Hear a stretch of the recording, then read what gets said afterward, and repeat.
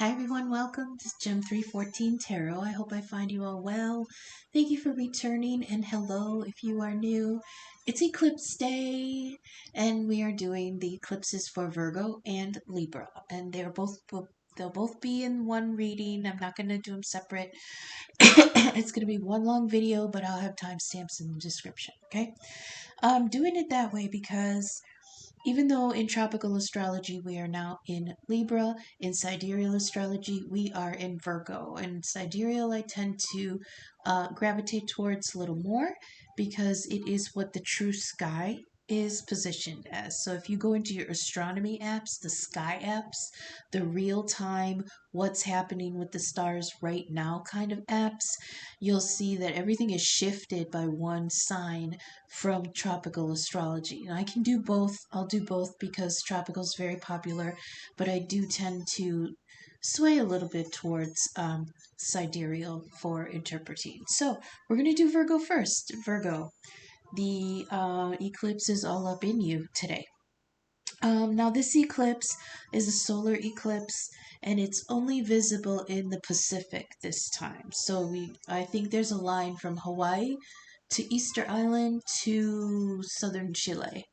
That's where it's visible. I can't imagine what it would be like to be on Easter Island seeing a solar eclipse right now. That would be so amazing.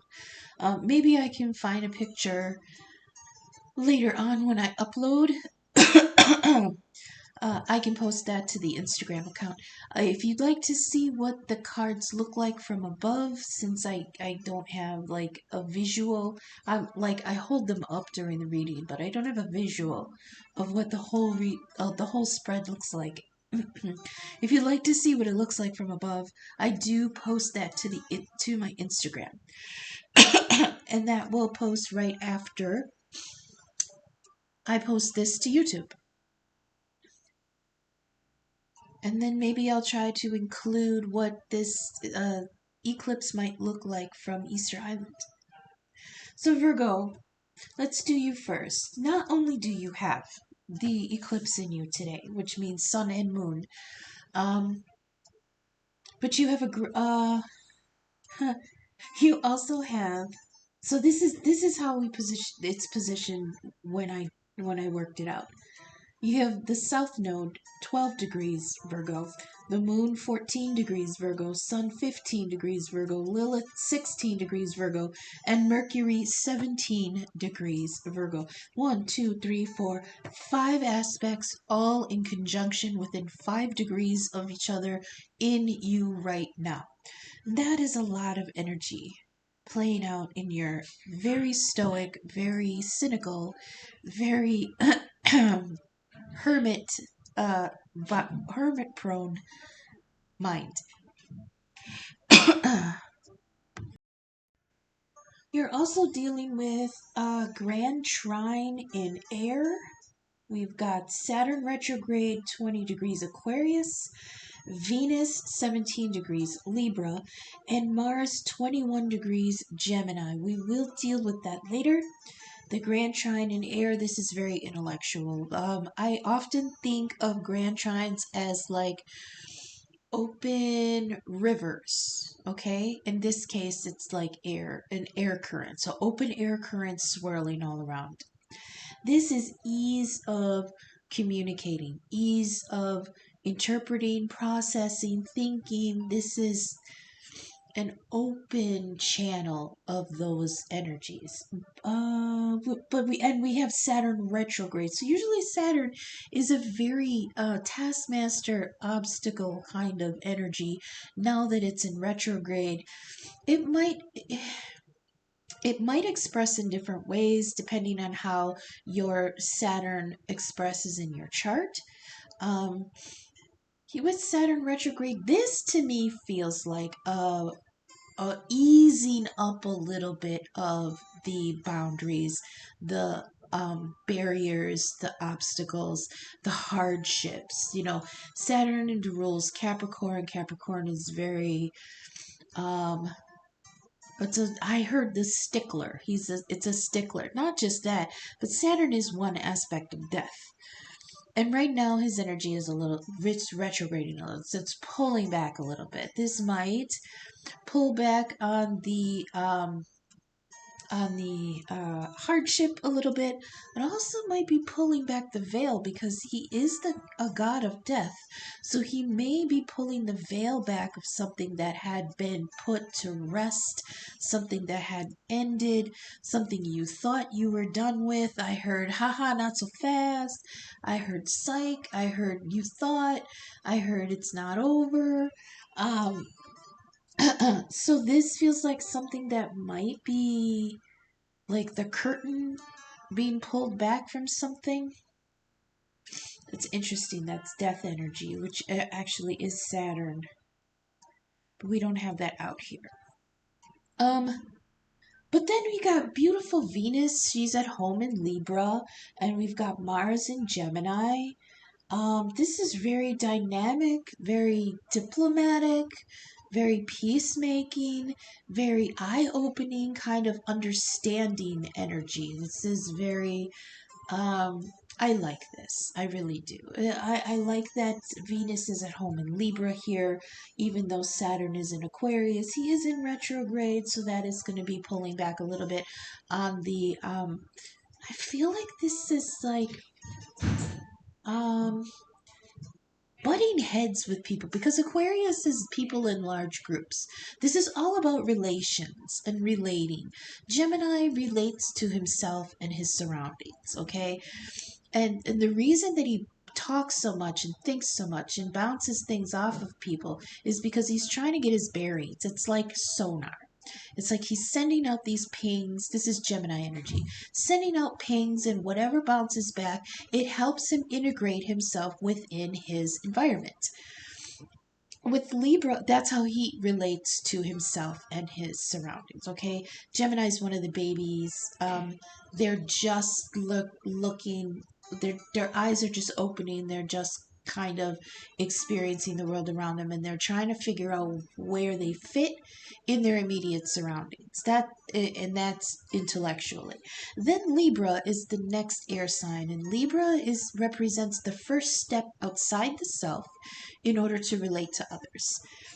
And that's to relate to others one on one. So individual relationships one on one. But we can have many individual relationships. You know what I mean? A lot of people think that Libras are fake, but what we do is we tailor the relationship to each individual that we are in it with. Like I gave this example once. Like I have friends that are still in the hood, right? So I'm going to use different vocabulary, mannerisms, and attitude when I interact with them than I would with the nun that I run into at the store, right? I'm not going to go into I'm not going to talk to her like I talk to my thug friends. That's what Libras do. We take into account who you are, what the situation calls for, how a adjusting to the situation and to the people involved will help communication open up, move further, move freer, be diplomatic, be peacekeeping, help things along.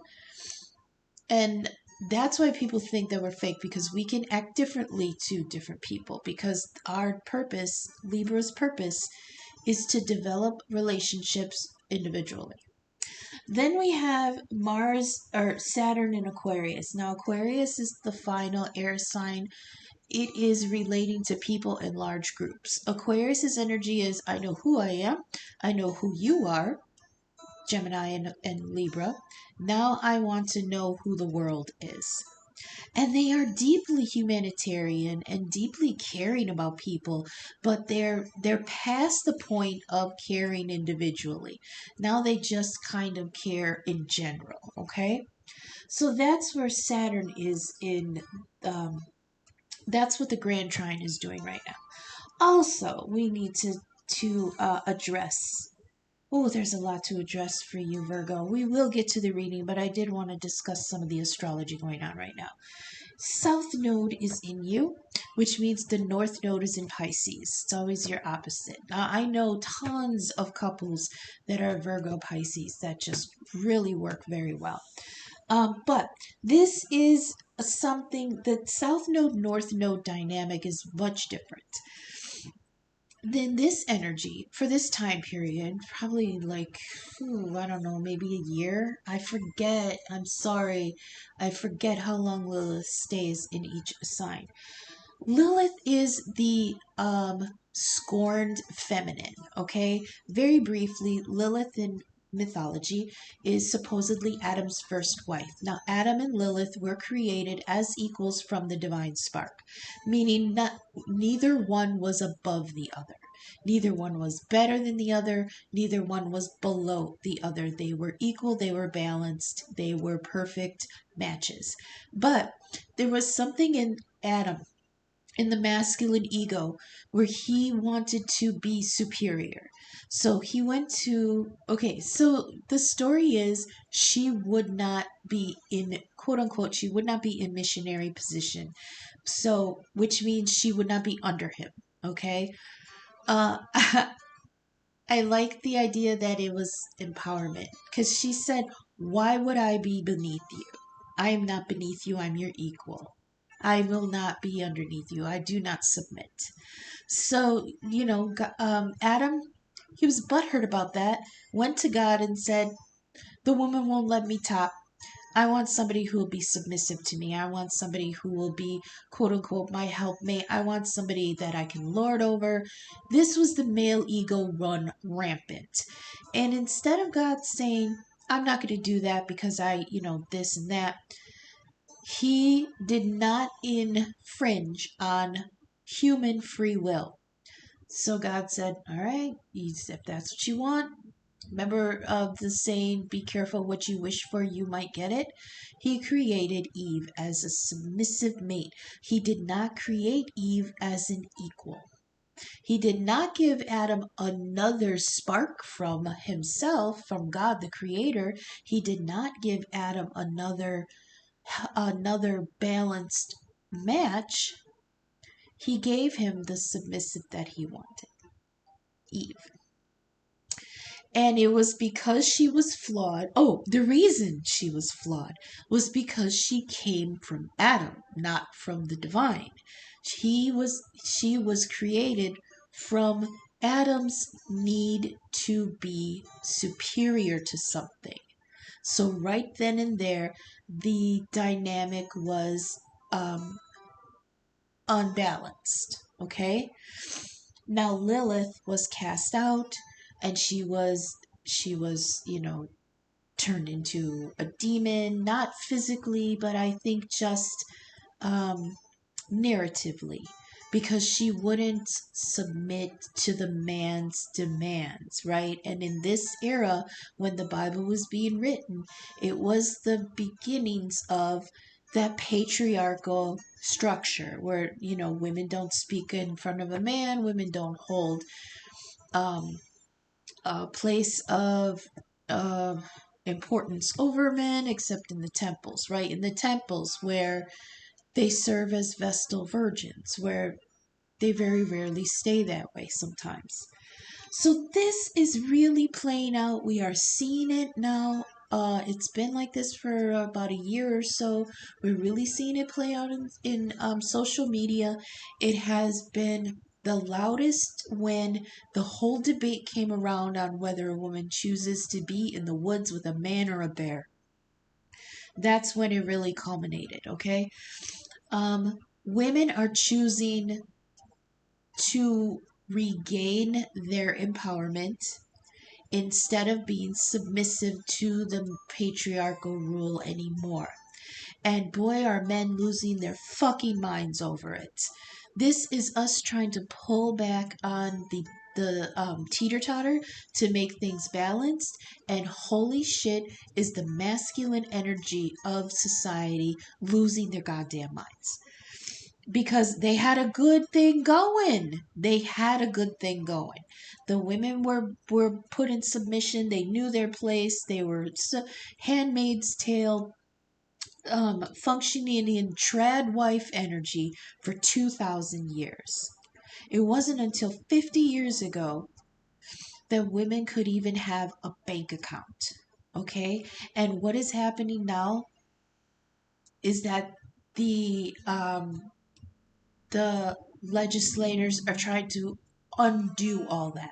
Okay, so it is significant that Lilith energy is in Virgo right now, and because Virgo absolutely represents the Vestal Virgins, it is the sign of sacred service. And Lilith is stomping her goth Doc Martens up and down the priestess's um, hearth fires right now, okay? She's like, fuck this, fuck them, fuck that law, get up off your knees, stoke those fires for your own self. This has nothing to do with, your servitude. Free yourself, undo your chains, all this. Um, so that's happening in Virgo. Opposite that, in Pisces right now, in your opposite sign, we've got North Node and Chiron and Neptune in Pisces. So we've got Lilith here in Virgo trying to shake you out of this reverie of sacred service and re-empower the feminine energy in you, masculine. So I'm talking to you too. Everybody has that feminine and masculine within themselves. Just because we express one or the other a little bit more has nothing to do with it's nothing to do with gender. Okay, gender ain't shit but boobs and wieners. That has nothing to do in spirituality. Okay, Lilith is trying to help us bring back the empowered feminine. Okay, the warrior. And we were seeing that a couple years ago. I think it was coming out of my readings where the women were shield rattling and the men were scared. And it came out about the war that was being fought in the heavens, and that you could see it. It was playing out in the zodiac. So now we have boot kicking goth girl Lilith trying to reclaim empowerment for the women in the sign of Virgo, which is the Vestal Virgins, the sacred servants, the handmaids, the virginal home fire tenders of the temple. The problem with that is that so many of those Vestal Virgins in mythology were violated. And instead of being vindicated, they were cast out like it was their fault. This is the problem that Lilith is trying to address. And when it hasn't been addressed for so long, now she's crazed and deranged and just pissed. And people, oh my God, why is she like that? Why is she so... Because it's fucking insane what she is trying to right here. The wrongs she is trying to right.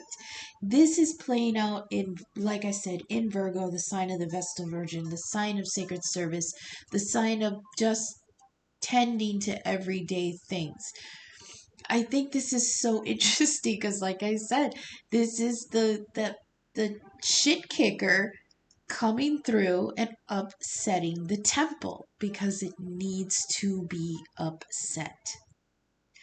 But now, opposite Lilith, we have North Node, Neptune, and Chiron in Pisces. This is very significant because opposite very thoughtful, rational, logical Virgo is a very deep spiritual psychic Pisces, and they have a dynamic where they're supposed to be balancing each other. So while you have all this sun, moon, south node, Lilith, Mercury energy in Virgo, you have very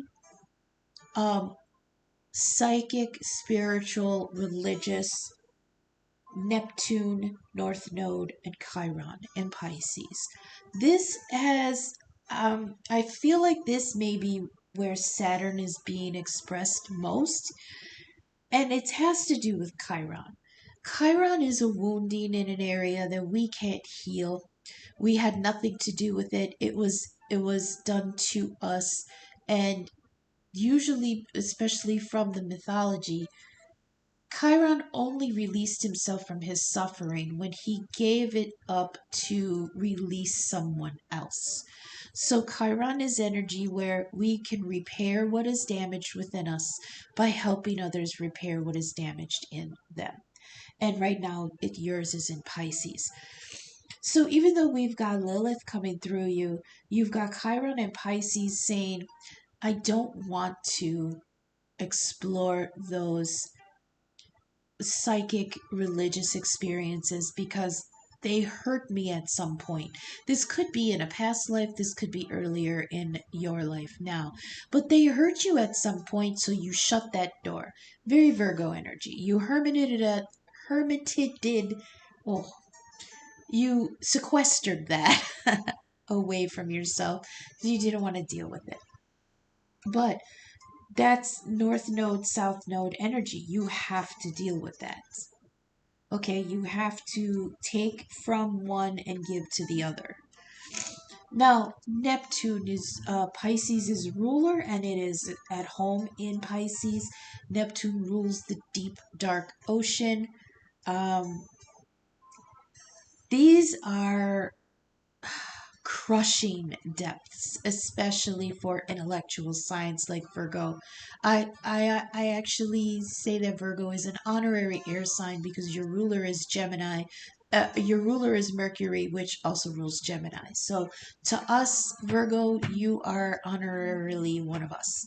So having energy like Neptune in the depths of Pisces is crushing. And that's one of the reasons that Chiron is here also adding that energy, this idea of regaining the religious or the spiritual. There's a difference here, okay? um there's the pull between what is dogmatic and what is spiritual. Okay, you can have a relationship with the divine without actually being part of an organized religion. Okay, and I think Neptune, once you get pulled down into those depths, a lot of people don't function very well down there. So that is everything in astrology that's going on in Virgo. Now we're going to get to the tarot. Remember that it might be playing out differently in the tarot. Tarot is very short-term prognostications here, okay? This is just for the next couple weeks. This is just taking into account energies from the eclipse cycle, okay? So this is a solar eclipse, and what this is sorry, I'm stuttering. The solar eclipse is when, of course, the moon moves in between the earth and the sun, and it blocks out the sun for a minute.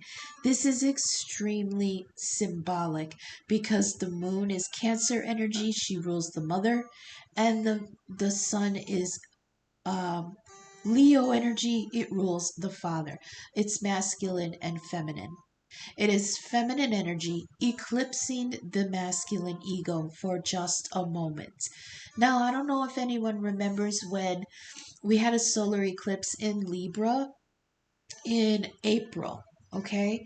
And it was amazing. Now, it was visible through the very middle of North America. It was incredible. Um, Being in a solar eclipse and seeing things both lit and dark at the same time is absolutely ethereal.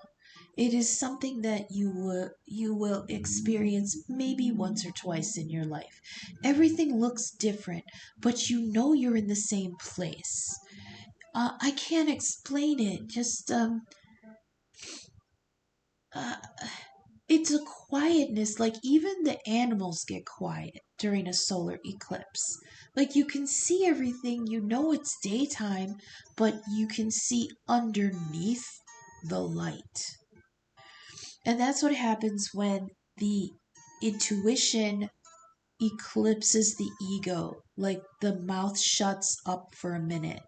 Okay, your sun sign is the main energy you put forth for people to know who you are. Okay, it's the face you show. It's what you show in the daylight. It's what you act as. It's what you put forward. It's the mask you wear, the face you wear, the smile you wear, the words you say, the way you conduct yourself. It's everything you show to the world that you are. But you are more underneath. It's the whole iceberg idea, right? What you see on the surface is just is dwarfed by what is still underneath. And what is underneath is usually what's ruled by the moon. So when the moon moves in front of the sun, it shuts all that up for a minute and allows you to hear what is underneath, what is under the ego, what is usually drowned out, what you usually put in the dark because you can't deal with it right now, things like that. So let's get to what the cards dealt out. From the First Light Tarot. These are really interesting. I don't shuffle and deal on camera anymore. Not only because shuffling is very loud in the microphone, but I've been hoping to try to cut down on time, even with dealing beforehand. These are still running an hour, and I'm trying to really cut it down. So, I love how this landed for you, Virgo, because the first card for the first I laid out the Tarot Familiars deck, and it has stags, owls, cats, and like wolves and horses and stuff, right? So we got the Emperor as the first card. This came out in the pre-shuffle, and I just kept it. The Emperor, the stag. I love this. It's gorgeous energy. You are empowering yourself. It's like you're standing your ground. You know who you are. I heard that you know who you want. You know what you want. You're finally confident in some things. I hear you're establishing yourself, or things are being established. You're laying down the law. You're regaining your energy and you're regaining your confidence.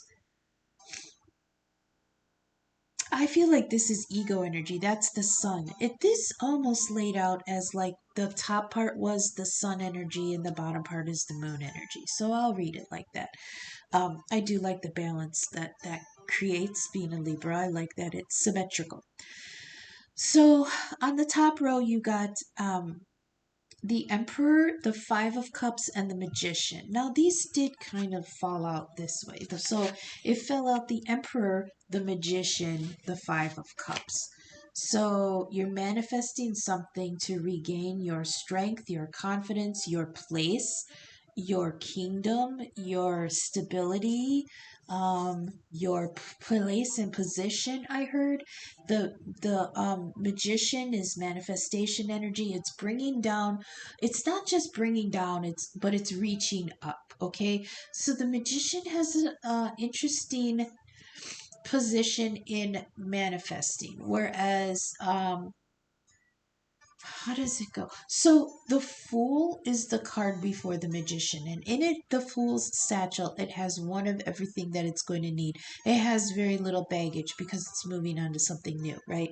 So in the next card, the Magician, now it's manifesting the future that he wanted to go towards, and he's using the tools that the Fool had in his satchel: one cup, one sword, one wand, and one coin.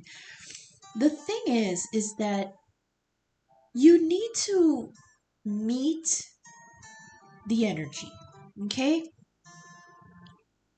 So, setting your intentions, and people do this with manifestation spells, especially during the new moon. Oh, it is a new moon, isn't it? Oh shoot, I forgot to talk about that. I do believe it is a new moon eclipse. So now you can do manifestations for abundance, for growth, for bringing things that you want to you, into your life, into your vicinity, to start opening up avenues of you receiving your abundance, okay? the magician energy is not just setting your intentions, but it's actively working with the energy towards your intentions. That's why the magician is reaching upwards and pointing downwards. He is acting as the conduit to bring down the energy from the 5D in order to bring it into the earth in the 3D. Okay? So when you set your intentions, you are sending like a lightning, like a flare. You're sending like a flare up into the 5D. And the when lightning comes down, it has to find a channel to come in down into. Otherwise, it just floats around up in the ether, right? So if you think about, you are manifesting as sending up that flare so that the lightning, the energy from the 5D knows where it's supposed to go. Okay, that's what the magician is doing here. Emperor energy is very decisive. He knows what he wants. Magician energy is making it happen. Okay. Then you have the Five of Cups here, which is regret. What is going on here? This may be something like you manifested something in the past that didn't work, okay, or that's because it was a battle. The other cards you dropped here was under the Emperor, you got the Empress. So again, Sun and Moon, male and female, masculine, feminine, ego, and uh, intuition. Okay, so you got the Emperor on top of the Empress. This is development, growth, abundance, productivity, and bam, you've got the Emperor energy on top of her, right? This is a meaning of the energies. What did I say with the magician? You're reaching up to pull it down. This is all about equilibrium here. Under the magician, you got the future. That's kind of why I put this to the right here for in the future position. And then you got this card for battle underneath the Five of Cups. This is good versus evil. It says, why are you battling? Oh, it says salvage what you can if you can. It says face what terrifies you. Yeah, this is wow. And on that, you've got Five of Cups. So something I heard, something went wrong. Something went wrong. And then here in the future position, you got the Magician, which I feel like is revamping, reworking, restarting. It's good that we're in the new moon right now. Look, usually I don't give it a couple days, okay? As a witch, I have long held the idea that you don't do manifestation work during the new moon. The new moon is also called the dark moon. And in the feminine energy, it is a period of time where she's dark, it's quiet, it's her rest period. Basically, in the feminine energy, this is her cycle. Okay, this is the rest cycle. This is the purging and the letting go and the resting and recuperating from the growth of the cycle that you just came through. Usually, when the goddess is in this energy, I don't like to do any manifestation work. Do you like to be bothered when you're on your period? Fuck no. You want people to fend for themselves for 3 days? Leave me alone. Let me rest. Make sandwiches for dinner. I just want chocolate and wine and leave me alone, right? Let the goddess rest. In a few days, you can do the manifestation work to start bringing in the abundance and the new cycle coming. That way, by the next full moon, things will be ready to harvest. But don't bother her like right now, okay? This is future energy magician, okay? Um, so I feel like you were trying to do something and it was a battle. Boy, you came through something tough. I feel that. I feel that. I see you, Virgos. I see you.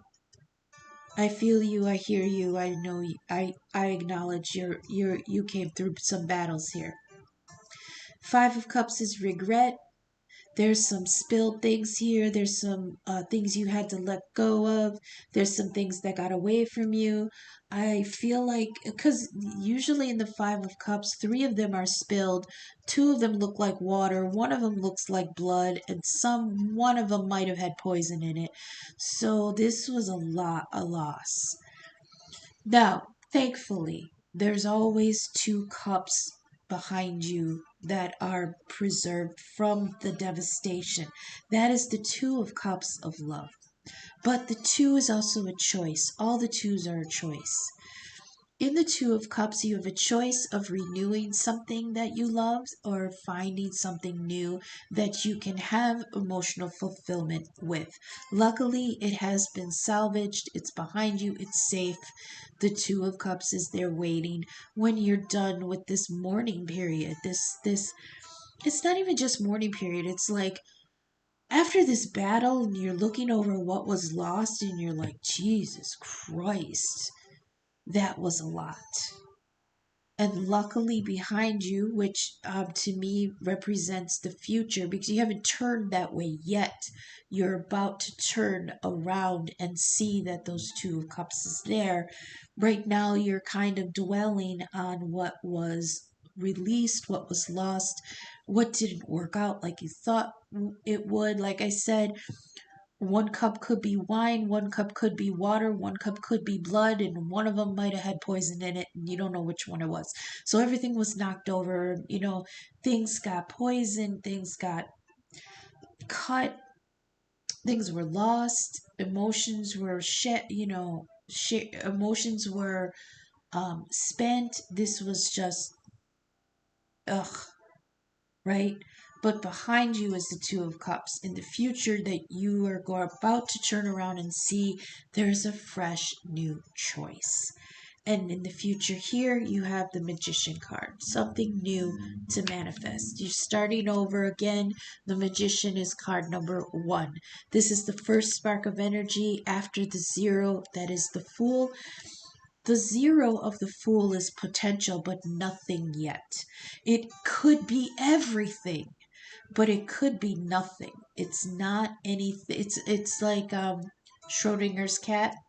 You don't know what it is until you open it. The opening of the box is the Magician card number 1. That is the first action towards finding out if where you're going is going to lead anywhere. Okay, that's in the Sun energy. That is what was seen, what was out in the open. Now we've got Moon energy. This is kind of what's being gone through underneath of it all, okay? And you have the moon. You have the moon. You have phases, mystery, instinct, and discovery. An illusion, okay? This is Cancer energy. It's Pisces in this deck also. And on top of that, you got the Devil reversed. I like the Devil reversed. I'll tell you why. The Devil is the Lovers, but the Lovers in chains. The Lovers was a choice. Remember, we mentioned the Two of Cups over here in the 5. Okay, the Lovers is a choice, and you chose something or someone or a commitment with someone or a situation with someone. You chose an interaction that initially was very fulfilling, very emotionally equal. It was equitable. It was they said you both were naked in front of each other, and that doesn't just mean physically. It's the emotionally you were able to be naked in front of each other. That's what I heard. But the Lovers is the beauty of new commitment before life ruins it. And at that point, it becomes the Lovers and the Devil card, where they're bound in chains, they're lorded over by something that they committed to that is now a burden, and now they're caught in codependence or addiction or commitment, obligations, responsibilities. It's things that you change yourself to along the way from the Lovers that now has turned it into subjugation. Okay, And the reason that we are here is because we have to learn. This is a lesson card because the devil rules Capricorn, and Capricorn is always lessons. So the lesson we have to learn is that we have to free ourselves from those things that keep us chained. The only devil that really exists is within our own self. Okay, it's not a weird entity that runs around unseen outside of ourselves. It is in our own mind. It binds us in our own doubts, in our own fears, in our own decisions, and it's the chains that we have to unleash. We have to unchain ourselves. The thing with the Devil card in the Rider-Waite deck is, if you really look at it, the chains are very loose. They're not tight on there. So the symbolism is that the chains are on there because they want them there. Now here we have the devil reverse, which is those chains are finally falling off on top of the moon card. This is phases.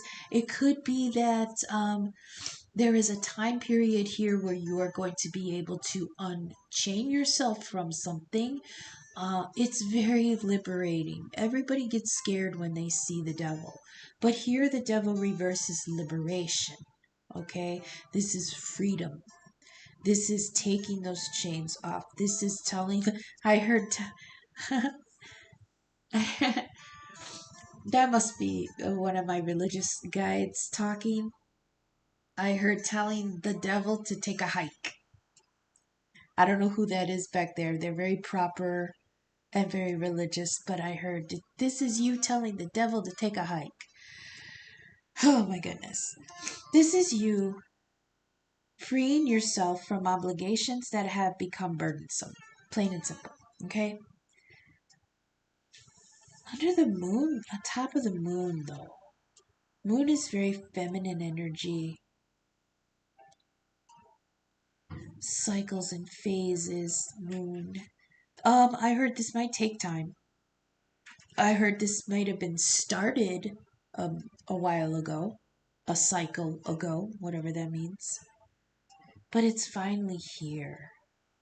Oh, I heard you're using your intuition to do it. Your intuition is telling you you're on the right path. Listen to your subconscious. Listen to your heart. I heard listen to your heart. Okay. You're absolutely on the right path. I love this energy. You are meshing these two very different energies in order to free yourself. I like that.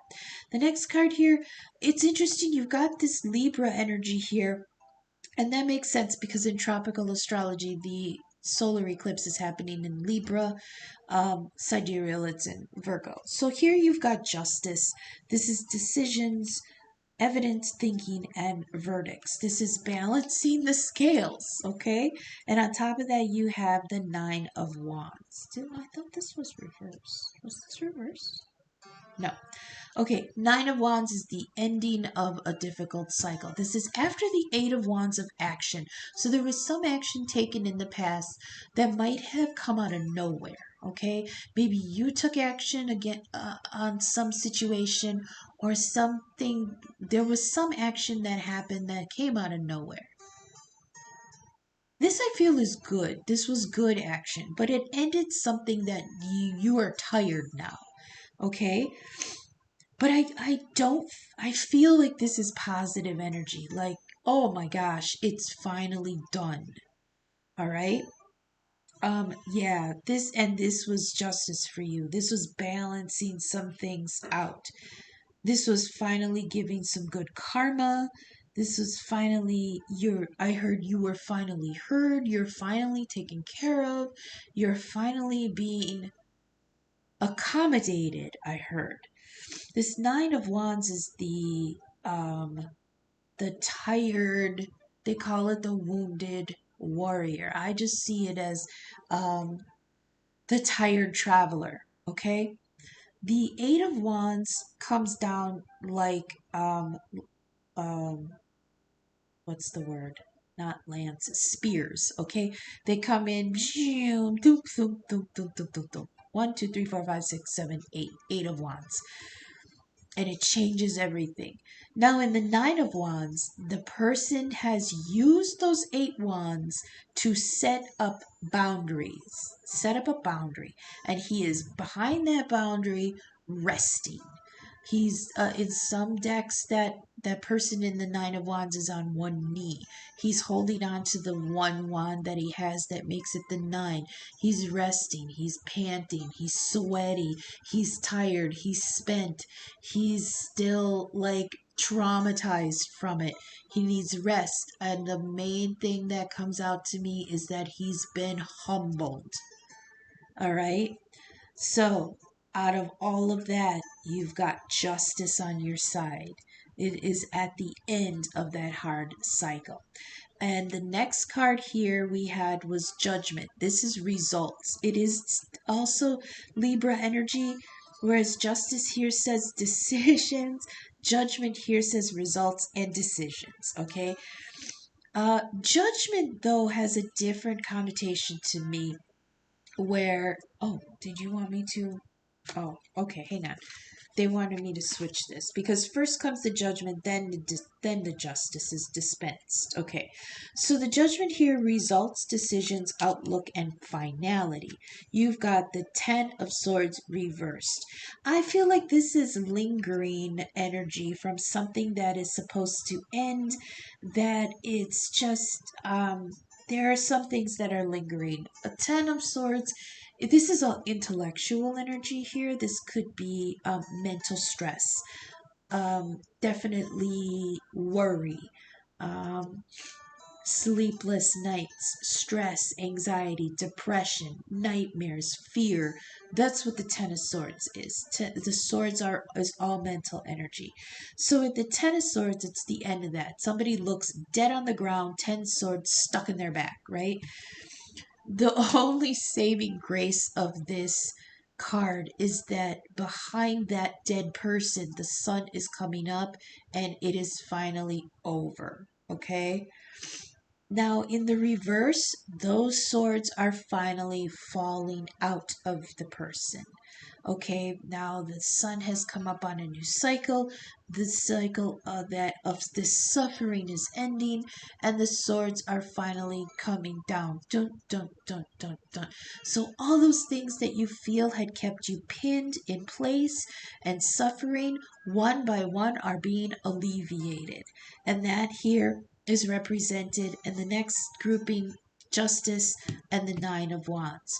The justice here is that yes, you've been humbled, you're tired, you're spent, you're exhausted, you're traumatized, but it's over.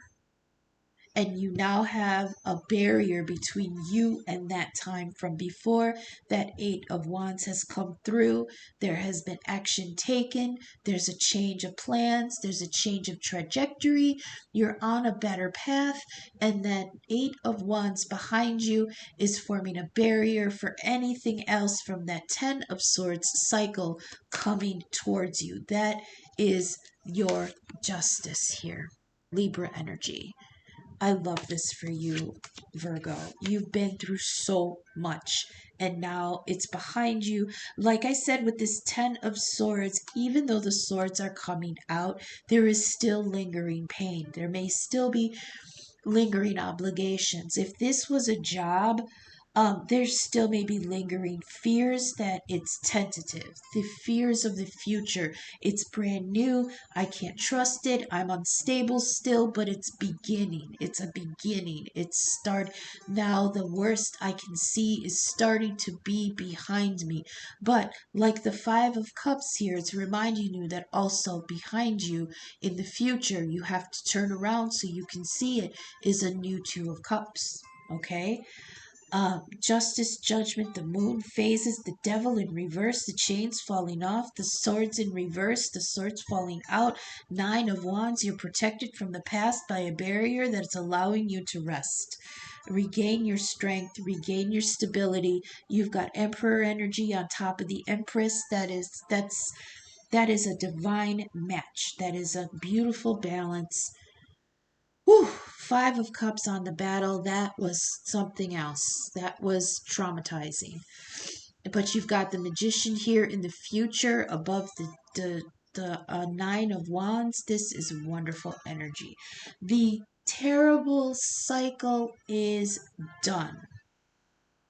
But I mean, it's almost done. Okay, it's like you're coming through a tunnel and you're like, I don't know, 20 feet from being outside the tunnel, but you're finally far enough through it where the darkness is behind you, the noises are behind you, everything you've been through is behind you. You're within the mouth of the tunnel where the sun is shining on you. You may still be sweaty, you may still hear the noises from what you've just come through, but you are now in a more protected energy where if you step through, you are finally going to be on the other side of this. But you're just right there. That's where I'm picking up Virgo in this eclipse cycle. You are right at the precipice of being done. Okay? Now, I did throw down some. I hope this is resonating, you guys. I hope that the messages are reaching you for your highest good. If you're vibing with my content, please leave a donation, leave a comment, share, subscribe. It helps the algorithm get my content seen. If you notice, I hadn't been uploading very much lately. I did take a break, but even after the break was done, I still can't come back fully. If you want me to come back fully, please leave a donation, and then I can post more, which I am going to try to do. I also am open for personal readings. Let's connect, please. I can do a reading like this, where I do a video and give you a YouTube link that only you have access to. We can do a video chat, probably Facebook Messenger, or I can do it by email. I can also do a birth chart inquiry. My first discipline is astrology. I picked up tarot later on after that, but I am an astrologer by trade. Please let's connect. I would love to do a reading for you.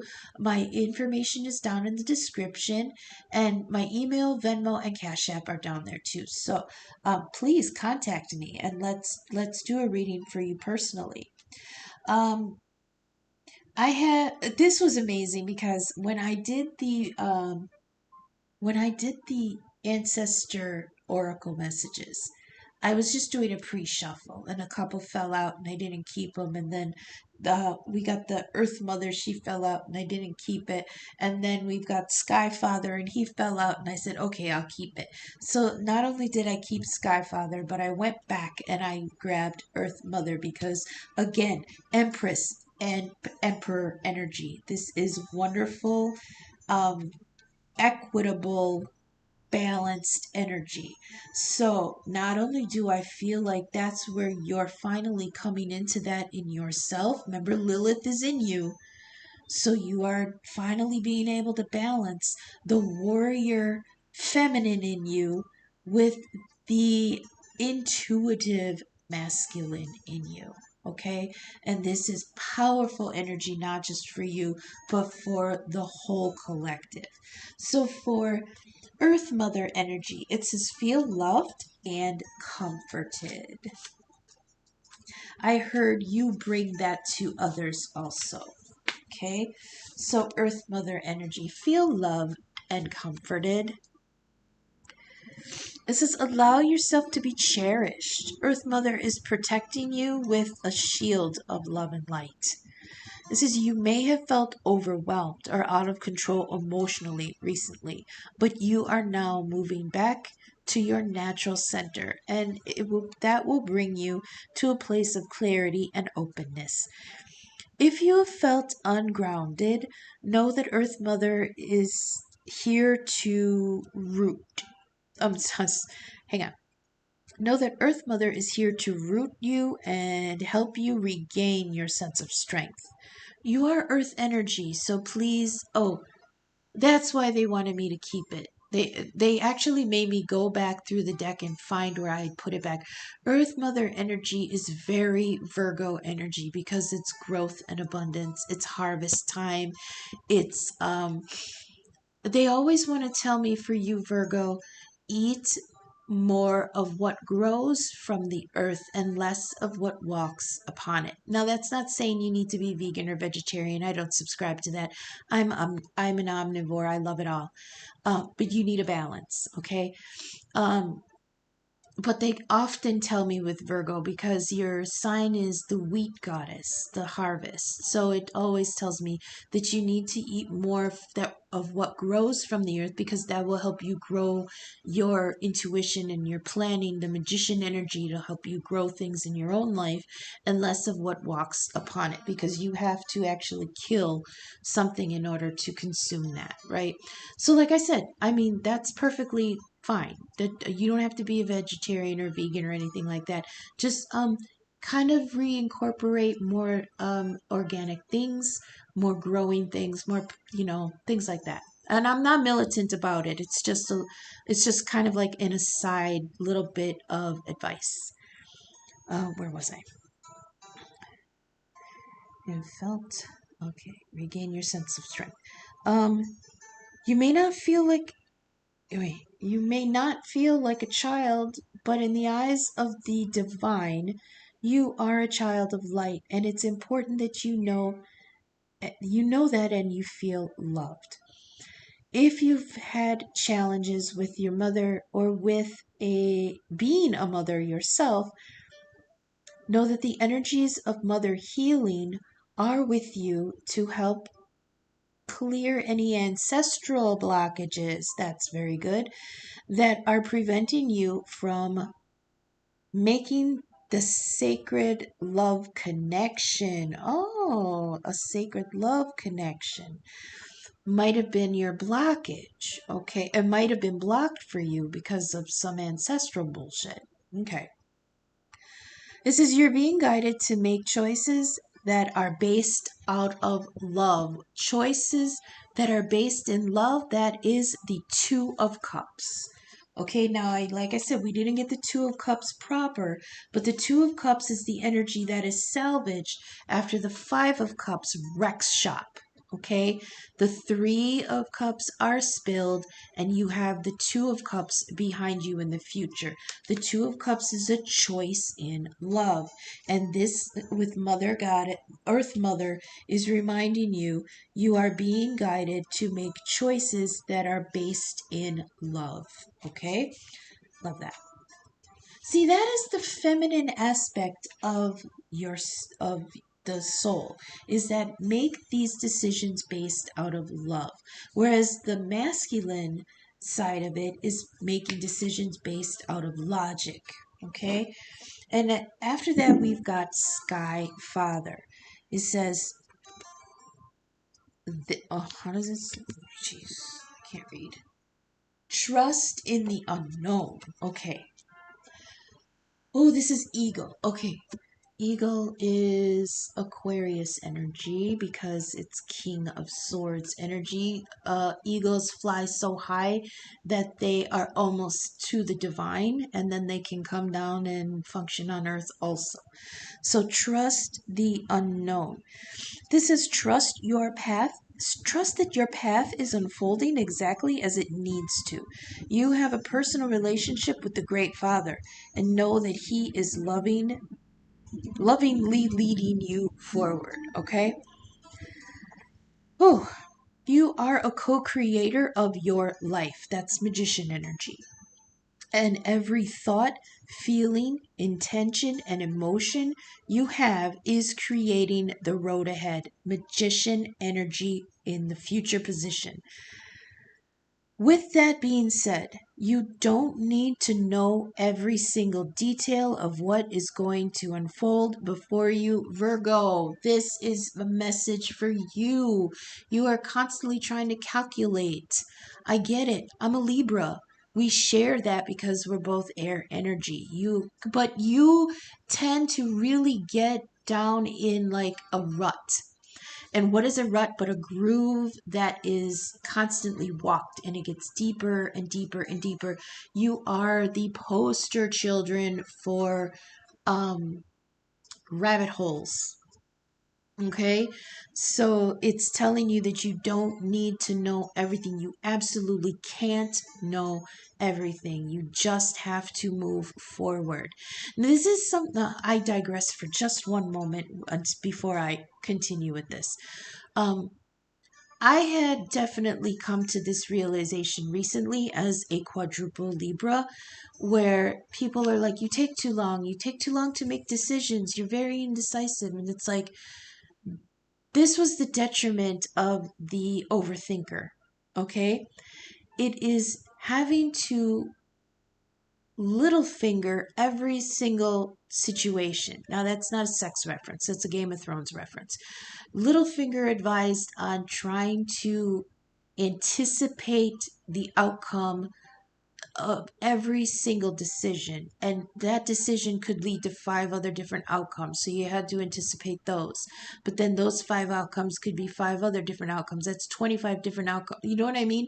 And that is the detriment of the Libra. By the time we figure out what we want to do, so much time has passed that the elements we were trying to figure out are all changed.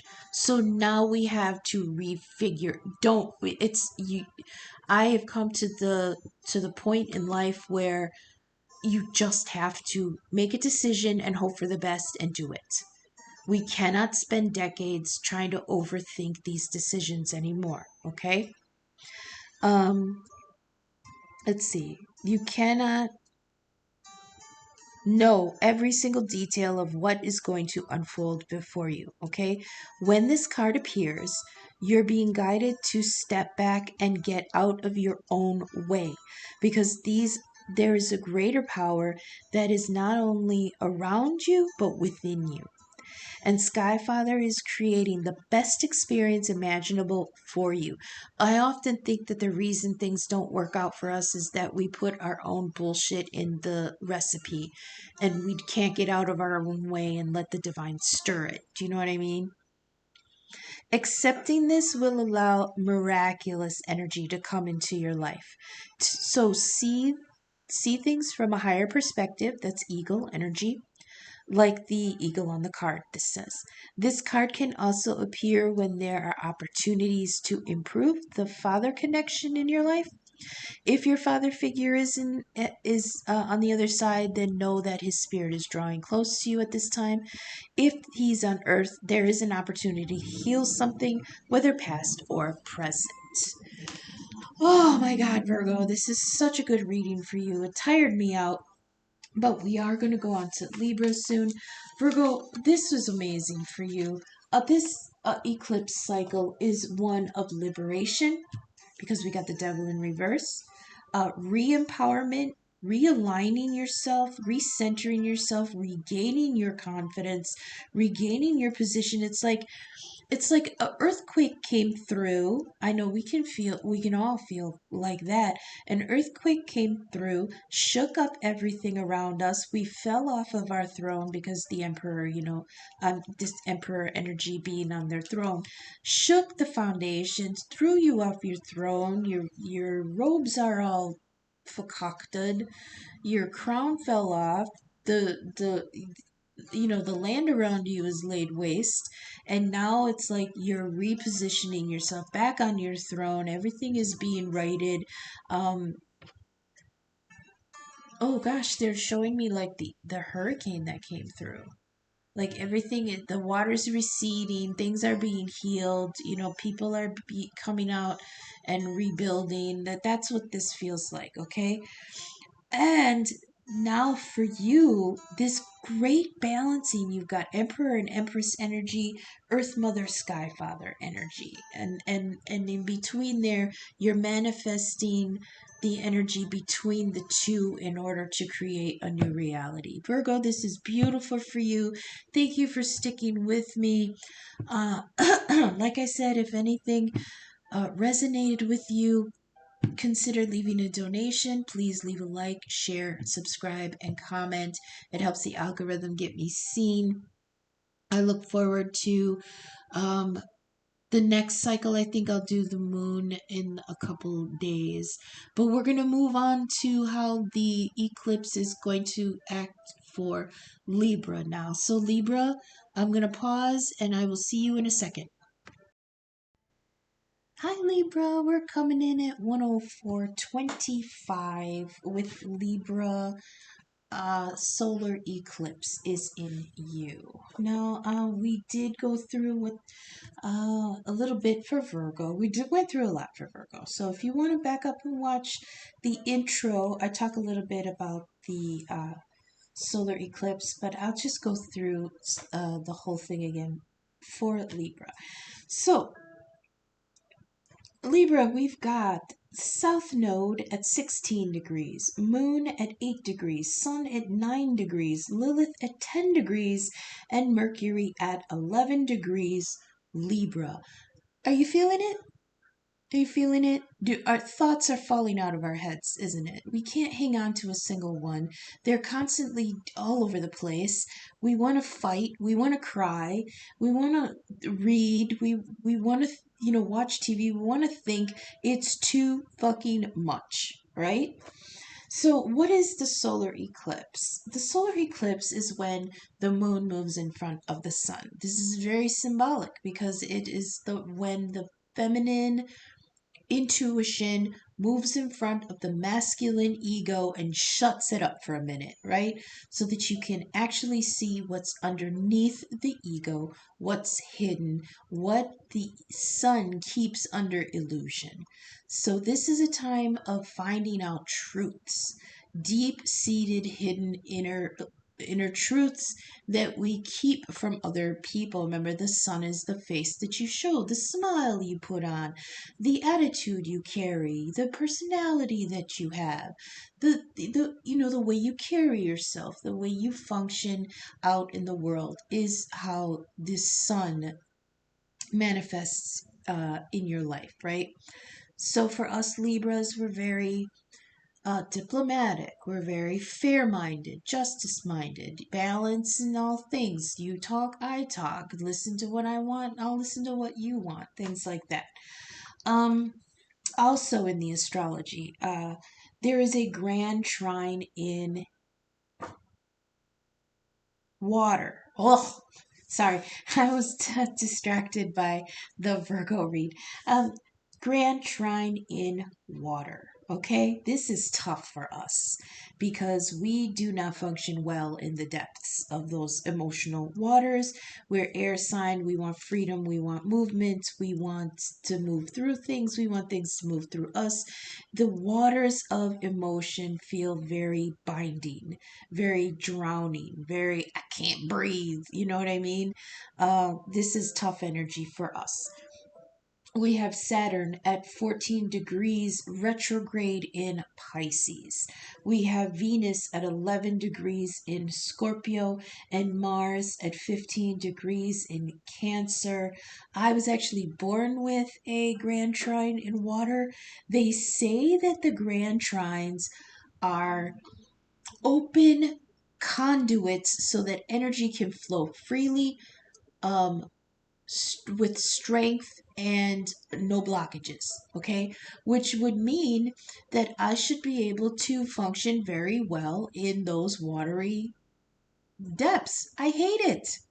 Oh, I did read something a long, long, long time ago that stuck in my head about grand trines, and it says that it's energy that flows so easily for us that we just don't even consider it anymore. It's not important. We take it for granted.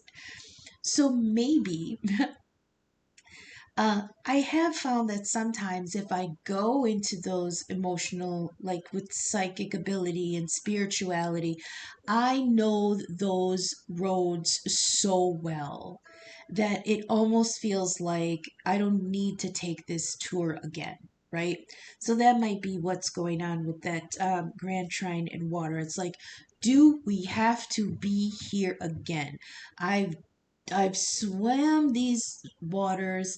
I've fished in these waters. I know every rock underneath the surface. It feels like that. We've got Saturn retrograde in Pisces. Is that right? Saturn retrograde in Pisces. This is pulling. Oh, did I get this wrong for Virgo? Ooh, I hate to think that I did. Whew. I hope I didn't, but I might have gotten this mixed up for Virgo, so we'll see. Um, Saturn retrograde in Pisces is pulling the curtain back so that we can plumb those deep depths, okay? Um,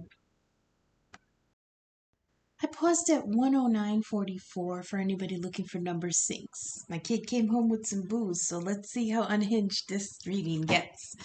Oh, excuse me. Let's do this, Libra. I got some vodka in me now. Okay, where were we? Grand Trine?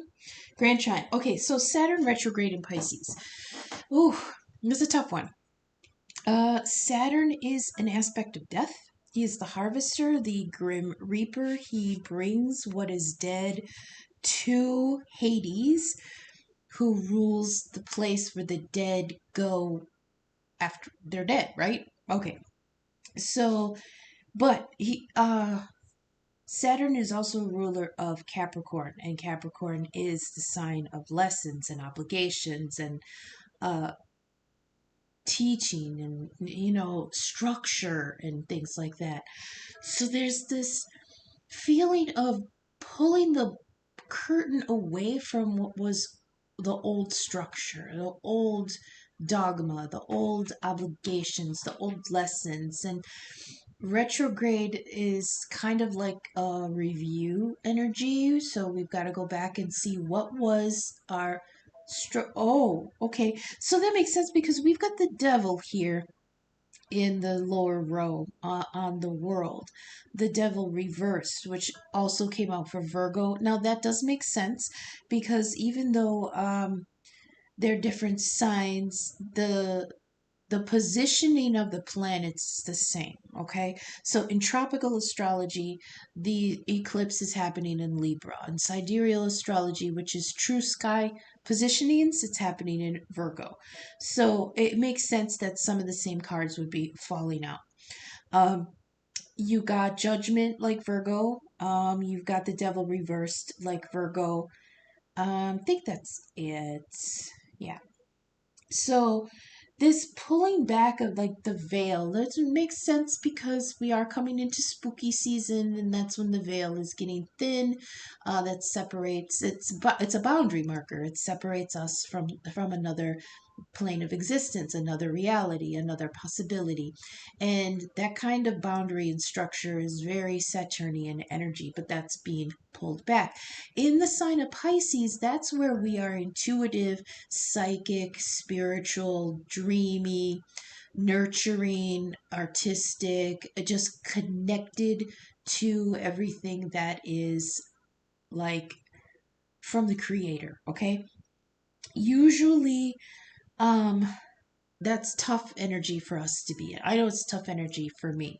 When the moon is in the different water signs, I react very differently. Like when it's in Cancer, I'm boo-hooey for no reason.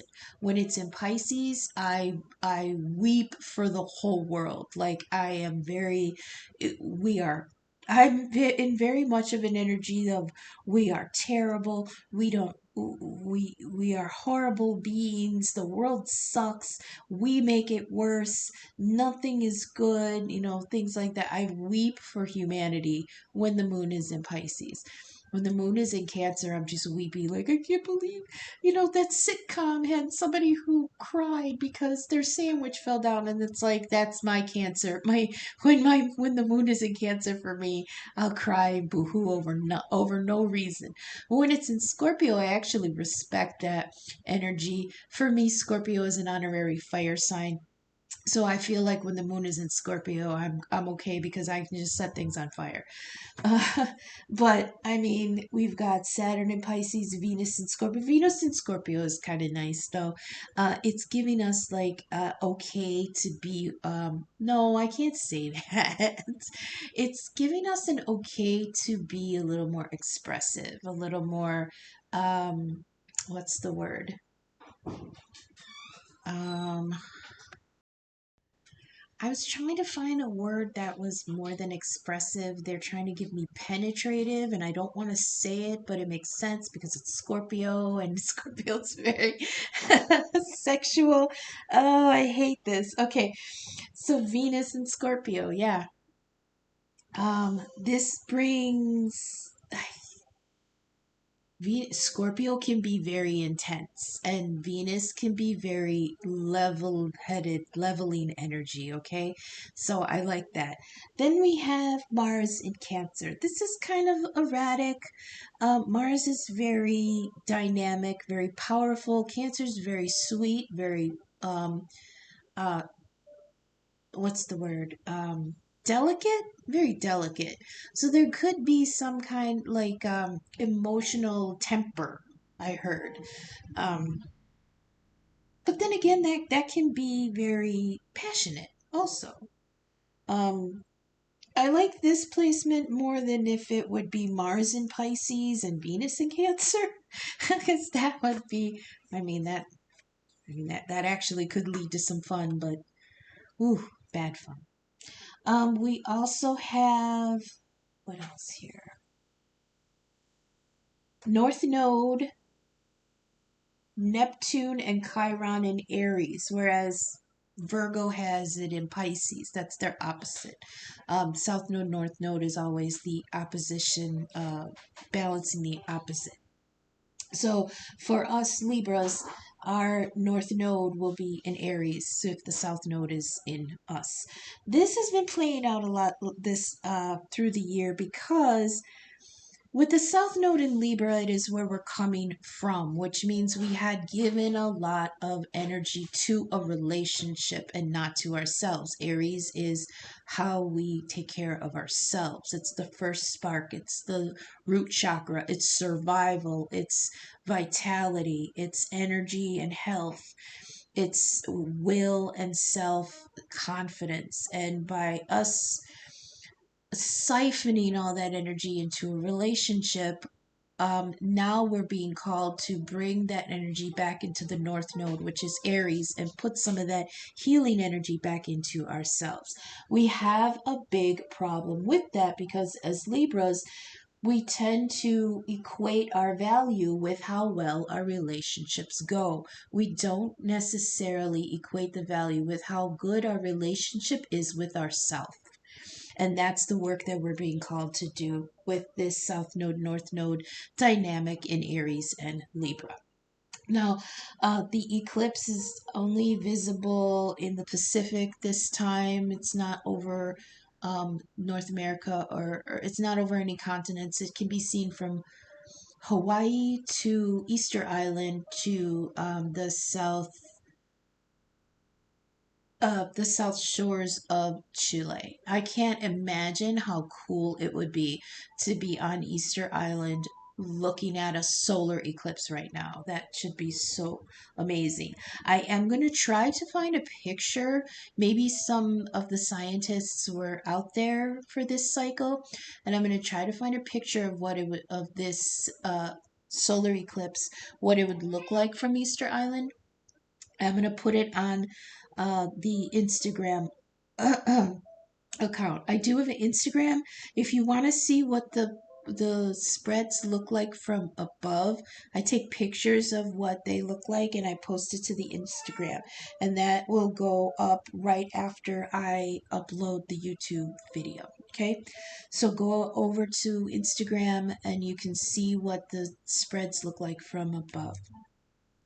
So Libra, I went through this big thing with Lilith with Virgo, so let's do that also because that's in.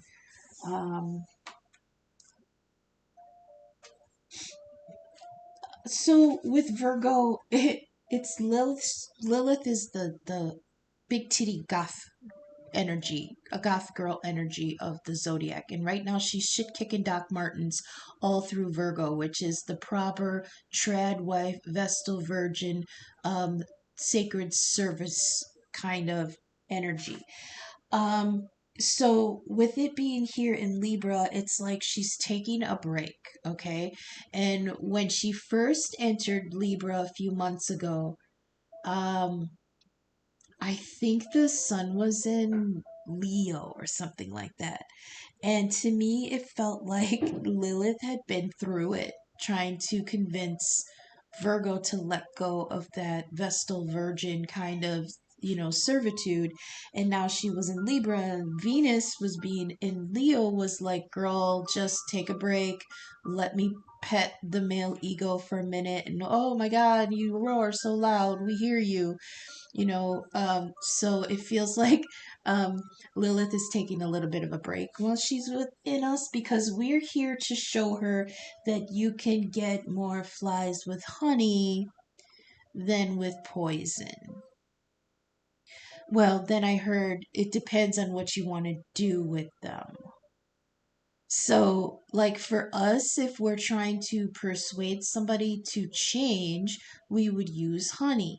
But I think Lilith in her energy is at the point of she's done trying to get people to change and she just wants it to die. So that's why she's using poison.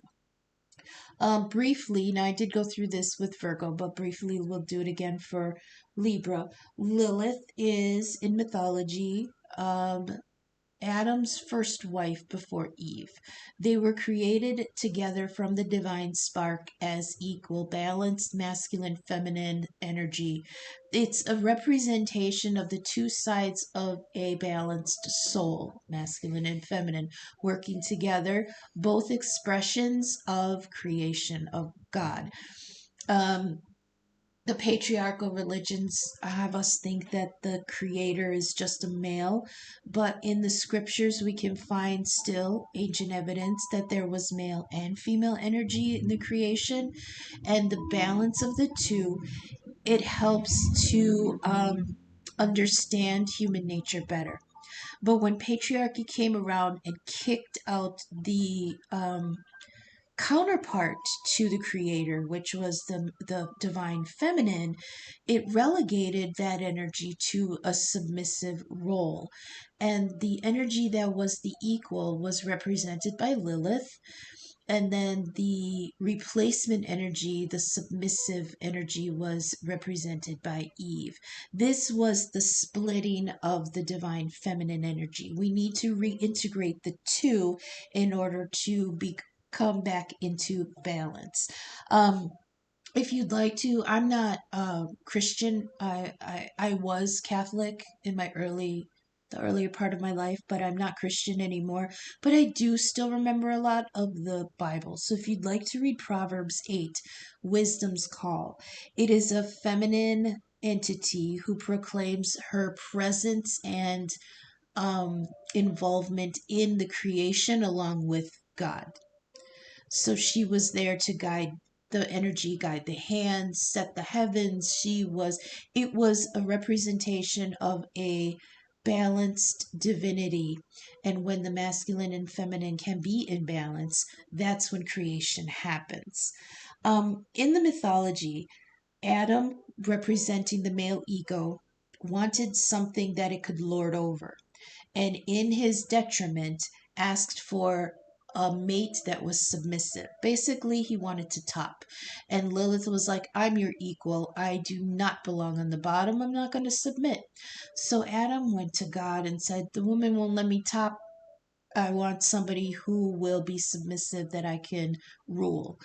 And God, being not always promised to never interfere with free will.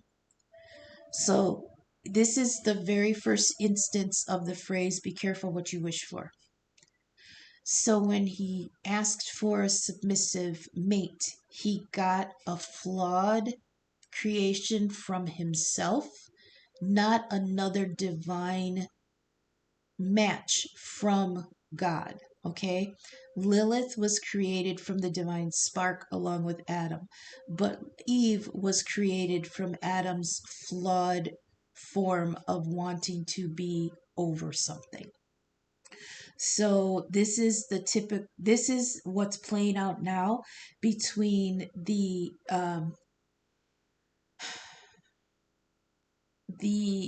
what was it, the single cat lady and the trad wife. This is what is playing out right now. Eve versus Lilith. Lilith being independent, being very empowered, being, I don't need, not needing dick in her life for nothing. And then Eve being the trad wife, being, oh, it's our, it's our, I can't even think of it. I can't even think of a good reason to be one. I'm sorry. I must be in my Lilith energy. But that's what we're dealing with right now. And right now, that is all in junction with South Node at 16 degrees.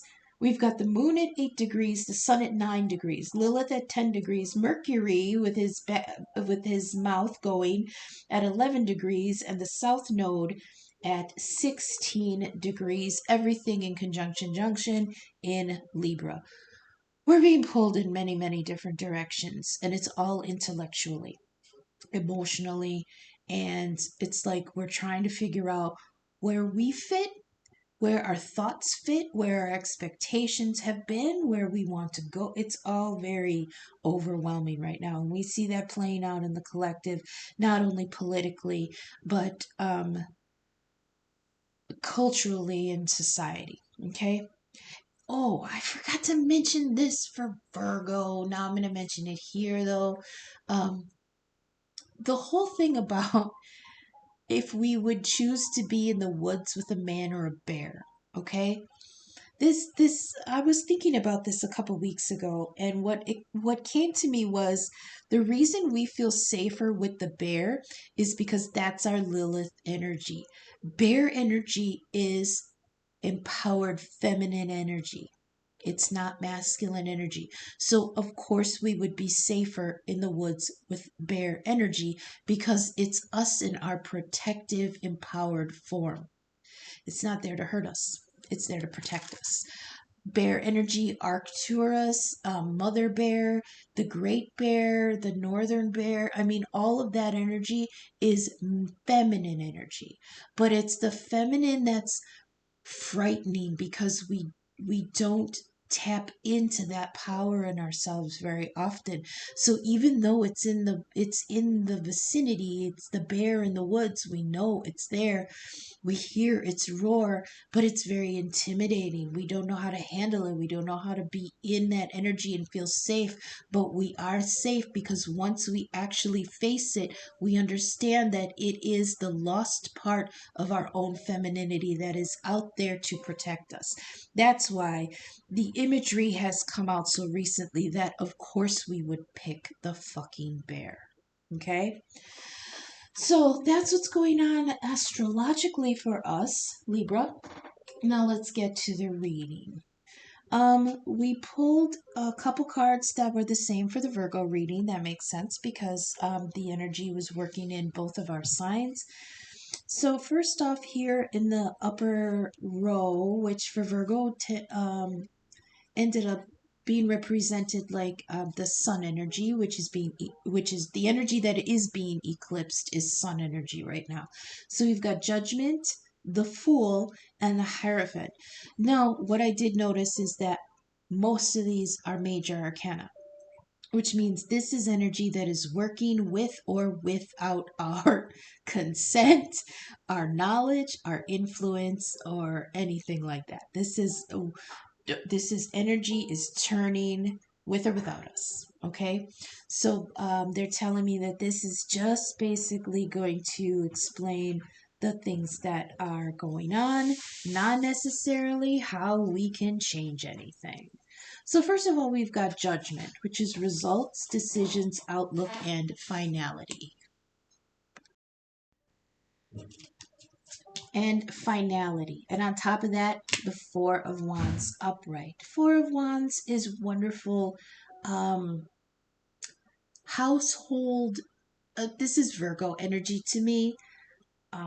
What is stable, what is reliable, what is well established, something that it's enough, but it's not a. I mean, to some it could be a lot. It's four walls and a roof. It's it's food in your mouth. It's bills being paid. It's a stable foundation so that you and one other person can feel taken care of. You know what I mean? This is something where you're just establishing a, a home or reestablishing the judgment, results, decisions. Okay, so judgment energy is there's something that has passed that was done, but the judgment always feels to me like it's being recalled to be assessed, reassessed. Okay, so what is the judgment? What's the rapture? It's the Archangel Gabriel blowing the trumpet so that the dead come from their grave and they can be released. They go to their judgment, they go to the other side, they go to heaven. Um, Everything is called to account when judgment is called, okay? So this may be something from the past that was dead and gone, something that has to do with the family stability, Four of Wands, the home, a new home. I don't feel like, see, this is the thing. I don't feel like the Four of Wands is an established home. I feel like it's the potential of building something for the future to be established in the future, right? So something about this judgment on this Four of Wands. Let's try to continue. We've got the Fool here. This is one of my favorite cards out of the First Light Tarot. The First Light Tarot is all pictures from the Hubble Space Telescope. The Fool here is, I'm a huge space nerd, so this was a gift from a friend, and I absolutely cherish this deck. The very first card here, the Fool, is the Voyager space probe that went up in the 70s. It is now the furthest man made thing from the Earth in the solar system. It is absolutely the first to explore. It went on a voyage of new horizons. I love the card. On top of that, we've got the Tower reversed. So there was some kind of beginning that came either after or as a result of finally this tower is in the reverse. um it's not that this, I don't get the feeling that this was tragedy avoided. Like sometimes the tower means that there was a disaster averted, right? I feel like it's already happened, and now that this is turning on top of Voyager, the Fool, it's like a new beginning, okay? A new path, a clear path. Like Voyager's out there in the dark. Like there ain't shit around Voyager right now. It's out there all on its lonesome. Nothing to impede it but the cold and in its own power supply, right? Tower reverse, that means that there was a clearing. Something is clear, and we feel like maybe in this new cycle we are out there all on our own. Next we have the Hierophant. This is Taurus energy, um wisdom, understanding, and mentoring. To me the Hierophant is the Pope. Now that's interesting because in some cards he's the High Priest, and down here in the Oracle cards we do the High Priestess. So there is a balancing of some spiritual energy here. This is the thing. Remember what I was saying, where there is a balance between dogma and spirituality. That's Saturn in Pisces. Saturn is structure and tradition and the status quo. He is reputation. He's like emperor energy. And on Pisces, which is that very deep spiritual energy, it's almost like somebody is lording over with these rules. These are the rules. And then there's somebody functioning underneath going, fuck your rules. And just swimming away and just functioning in their own emotions. Fuck your rules, because my soul knows the truth. So I'm gonna just, you stand right there with, your bellowing and your structure, and I'm just gonna swim around you and go on my merry way. You're free to be right there, bitching and moaning about tradition. I'm just gonna blue, blue, blue, blue, blue, swim around you. That's that feeling, that's that Saturn and Pisces energy here. Hierophant is the priest, the pope. And to me, the high priest, he is the keeper, the interpreter, and the teacher of divine law. But it's very dogmatic divine law. It's what's written in the book, right? This is what the book says. This is how we're supposed to do it. This is the rules. This is the law. Okay, but a lot of times that Hierophant energy can't step back and think, what if the person who wrote this was dead wrong? They can't know that. So the only thing they can cling to is the idea of the book. All right. Now, on top of that Hierophant energy, we have the Page of, what the hell is this? Oops. Page of Swords reverse. Okay. I feel like this is somebody being stubborn, not learning something. What are we being stubborn about, Libra? I heard it, fucking pick something. We're stubborn to the core on almost everything. You know why? Because we think we know it all. And what did I say in the beginning? It's because when we are in little finger mode and we are trying to discern the truth on everything, we can only work with what we have. And a lot of times it's that Hierophant energy where even though it's written in the book, it's incomplete. But we swear by what we know, even if because we don't think we can't function on something when it's incomplete. Okay, so we have to have a little bit of an open mind, open up the senses, and understand that we may have been functioning in the past on traditional things, on structure, on the by the book stuff that was incomplete. We're going to have to integrate new knowledge in that.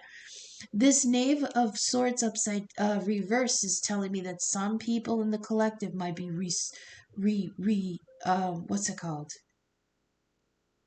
Oh, damn it, I lost it. Not resilient. What's the when you don't accept it? You're not going to be accepting of this, rejecting this idea. Don't do that. Next, that's in the sun position here. Judgment, the Fool, and the Hierophant. Okay, so let's look at those three together, just those three. Judgment, something being called from the past to be called to account. Judgment, let's see, what I didn't say the first time is that when something is called up from the dead, it is weighed against the sword of truth. Okay? If it's heavier than the sword of truth, it's um I don't know where it's sent. You have, I think if it's heavier than the sword of the feather of truth, then you have to be reincarnated right away. And so that you have to come back with the same contract so you can work out what went wrong in this time. You don't get a new itinerary. That's kind of weird. But if your soul is weighed against the feather of truth and it's equal or lighter, you are able to continue on into the duat. And in the duat is where you review your life and you let go of what you learned, and then you look at what you maybe hadn't learned very well, and you decide if you want to revisit that. It's so the judgment is calling something up to account, seeing if you can work with it again, if you want to release it, if you want to reincarnate it and have that energy back in your life. That's where that judgment comes in. Then we've got the Fool, or you can go on a new voyage. You can go on a new journey, but you have to shed what you left behind because the Fool has to go forward unencumbered. The only thing in the Fool's satchel is one of each of the elements. That's the basics. You only go forward with it's, oh my God, I love this because this is exactly the new, like a reincarnated soul. Like you come in, if oh gosh, let me try to stop stuttering. If you come into something new from a cycle that you released in a healthy way, then you can come in with no baggage and start anew. But if you come through with lessons that you hadn't fully learned from the old cycle, then you come in encumbered. I feel like that has to do with that Chiron energy, okay? I think right now for us, Chiron is in Aries. That is a detriment to our um, energy, our physical vitality, our self worth, our self esteem, and things like that. Then you have the Hierophant, which is the, like I said, the going by the book, by God's book, by this. I mean, since I was talking about, reincarnation and contracts and stuff, maybe this is what was written for us in the Akashic records. Okay, so on top of that, we've got the Four of Wands, the Tower reverse, and the Page of Swords. See, now I heard somebody didn't learn their lesson in the last cycle. Oh boy. Oh, okay. But it wasn't on purpose. I just feel like there was something that was missed, and you might have to go back and revisit. Okay? You might have to go back and figure out there was some kind of information that you needed to pull in from the last cycle that you may have missed.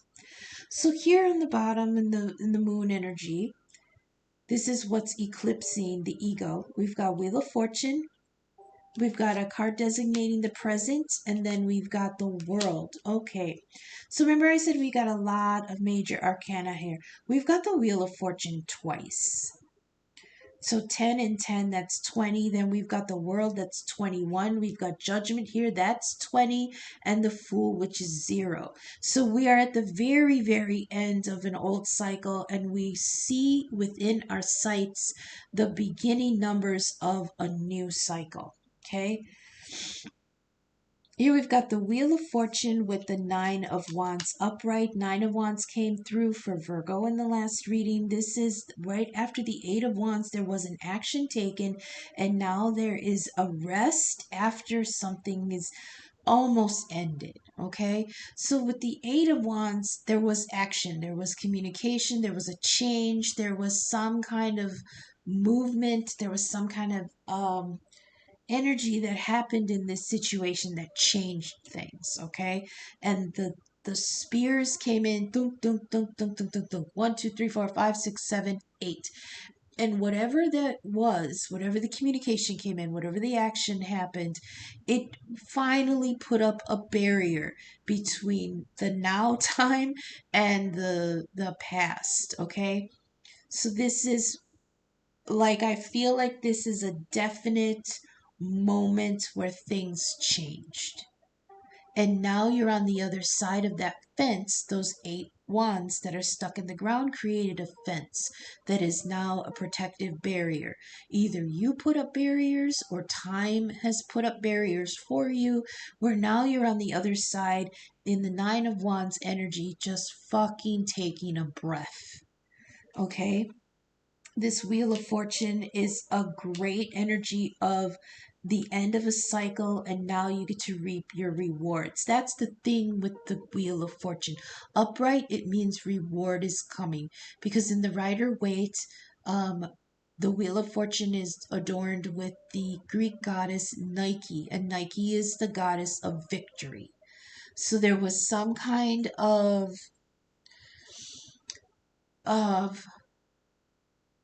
how do I put this? Something that took a lot of energy out of you. It took a lot of time. I heard it took a lot of training. So this might be something that we had been being stubborn on, where we didn't want to learn. We maybe it took us a long time, but I do feel like for most of us, that wasn't our fault. Like there was something in the energy I remember that it was just dragging. This whole cycle was just dragging. Like we were pulling fucking iron weights with us. Like we were doing the best we could. Some things might have been fallen by the wayside. We couldn't reach back to grab them. We are just pulling this iron weight along with us. And I feel like we have gotten to a point where finally we are on the other side of a boundary where all of that is able to be released. Next, we have a card for the present, and we have the Wheel of Fortune in reverse. Okay, so this to me does not mean that we're not going to get those rewards. Like here, we had the Wheel of Fortune upright, meaning the end of the cycle, and we get our rewards. Nine of Wands mean we get to rest. Present position, we've got the Wheel of Fortune reverse. Now, I don't feel like this is anybody going backwards in the cycle. It could be, but I'm not getting that. Right, I'm getting that this is continuing. It's a continuation of the cycle. Now it's coming around. Oh, this was coming out kind of like earlier in the year. This is very Virgo energy, that just because we are reaping some rewards doesn't mean that the rewards are going to be there long term. So whatever we're getting that is abundant in the news cycle, we need to be smart with. Okay, this is telling me that we need to be smart with the resources that are coming in, because they might not be as abundant in the future. Now, this is very interesting right now, because I've been worried for the last couple days about the strikes going on in the ports and dock workers. Okay, not only is it 4 days after the hurricane came through and demolished the South, but there's another one on the way, and it's right before the holidays, and I feel very not very secure right now, because the goods and services is going to be disrupted. Okay, so even though we just are breathing out of this bad cycle that we just got through, I mean, Nine of Wands, we're still bloody. We still got bandages on. We're still catching our breath. In some decks, that person in the Nine of Wands is on one knee. We have fucking been humbled. We are starting over, right? We've got the Fool here. We're on a whole new journey. We're starting with nothing. We're in page energy. Okay? So if there is abundance coming in, we must be very smart with it. And I believe I believe in being prepared, but I also believe that I know Libras do have a tendency to worry and over prepare. But I feel like it's for a reason, right? Then here again, we've got the world energy. This is an end of something. This is rebirth, reincarnation, celebration, harmony. It says an ending, fulfillment. It says long-term and a long-term goal accomplished, a cycle done, and there's the reward. And on top of it, the devil reversed. I love this. The devil reversed came out for Virgo in the other reading. This is the throwing off finally of chains that had us bound. This is I love this. This is the world. This is an ending. This is long-term goals are accomplished. A cycle has come, and there is reward here because we passed the test. Okay, devil energy is Capricorn energy, is very Saturnian energy. That's sometimes the Grim Reaper is seen as the devil, because he reaps what has been sown, and he distributes that where it needs to go. That's the thing. This, like I said, Saturn is an aspect of death. He's the reaper. He brings in the harvest, and he distributes what is dead in Hades. He just that kind of gives it to the god of the dead. Hades is the holding place, like in the Duat, where we go to review what has been done, review what we have learned, let go of what can be purged, take accountability, and come back into the cycle. That's where we had judgment, the world, and now that we have the fool. It's coming back into the cycle with knowledge about how we can move past the old cycle. I can see what I'm trying to explain, and I really hope it's coming out right. So, the world and the devil reversed. The devil is the lovers in chains, and the lovers began as a choice that was pure and equitable and happy and harmonious and all the good bubbly things that made you feel alive. This was a commitment with someone or a situation that seemed wonderful at the time, and it really was, because it was pure and innocent and equitable, compassionate. It was cooperative. It was loving. It was, I love you, you love me. Oh, what are your needs? I'll give to you. Oh, what are your needs? I'll give to you. And it was just beautiful, right? But the lovers is a relationship. It was emotional fulfillment before life had a chance to ruin it. And after life has a chance to ruin it, that is devil energy, because the lovers are now enchained in what they chose. So with the devil, there was choices here that we are finally throwing the chains off of ourselves. We are relinquishing obligation. We are letting go of responsibility. We are letting go of things that maybe we had agreed to in the beginning, but now had become burdensome. Okay? The key to the devil card is that the chains on the lovers are loose. They are there because they allow them to be there. Now, again, the lovers being two is always a choice. It's not an easy choice, and it's sometimes a painful choice, but there is always a choice. I will use one of the examples that I used before, and it's like one of the most extreme examples, just to get the point across, okay? And I apologize if this is triggering. Say you're in an abusive relationship and you're like, I have no choice but to stay because he's got all the money. I have nothing. I have no family. I have no car. I have no job. If I leave, I'll be on the street.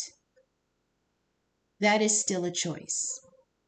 It's a hard choice. It's a choice that would reboot everything. You would let go of everything, jump into the ocean in the dark. You could drown, you could die, but it's still a choice. That's the thing that's so hard about the devil energy, is that we think that there might not be good options, but they are still there. That's the hardest part about devil energy, is it's still a choice. Okay? So, with this devil reversed, we have made the choice to free ourselves in this new, the world card here, which is the end. I love this. I love this. We are going into a new cycle unencumbered with things that had us in our detriment in the past. Okay, before we go on to the oracles, I really hope that this is resonating. I hope the messages are reaching you for your highest good. If you are vibing with my content, please leave a donation, a like, a comment, share, subscribe. It helps the algorithm get my content seen. I really am trying to do this as my career, so help me get seen, okay? In the description, you'll find my email. I am now open for personal readings. I'm really excited. Please contact me. Let's connect. I can do video chat, which would probably be like Facebook Messenger. It depends on the app. I'm not sure. I can do video chat. I can do by email. Maybe you don't want to be seen. I might not want to be seen. Might be have a bad hair day, bad skin day. Doesn't matter. Or I can do a reading just like this. and upload it to YouTube on a private link that only you will receive. Or I can also do a birth chart inquiry. It's not going to be a full report. My full reports that I used to do like 10 years ago, they were like books. I don't have the time or the resources to be putting that much effort in. But if you'd like to contact me with one or two questions, and I can look into your chart and we can do an inquiry and maybe a reading, all of those services have come down to one flat fee of about $40. Okay. Also in the description, you'll find my Venmo and my Cash App, my email. Contact me. Let's connect. You can donate. You can schedule a reading with me. Let's do this. I'm excited to move forward. So I appreciate any and all feedback and any and all donations that come my way. Thank you so much. Now for the oracle cards. While I was shuffling, I was saying, please give me an oracle for Libra. I said, please give me an oracle for the solar eclipse in Libra for Libra, and they dropped the oracle. So, a very literal guide came through with that one, apparently. So, oracle. It says, please excuse my eyes, the light getting dimmer now. It says, wait for information. Okay, wait for important information.